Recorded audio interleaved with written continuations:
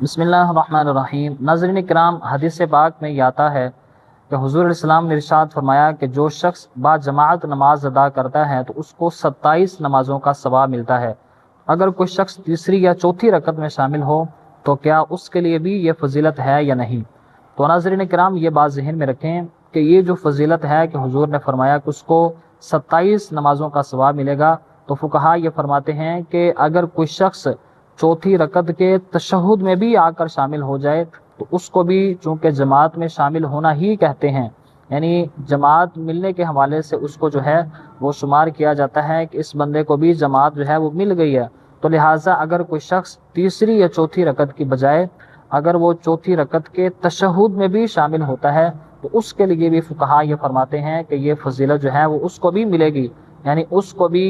جماعت کے ساتھ نماز پڑھنے کی وجہ سے جو 27 نمازوں والی فضیلت ہے، رب ذوالجلال کی بارگاہ میں امید ہے کہ اس کو بھی یہ عطا فرمائے گا۔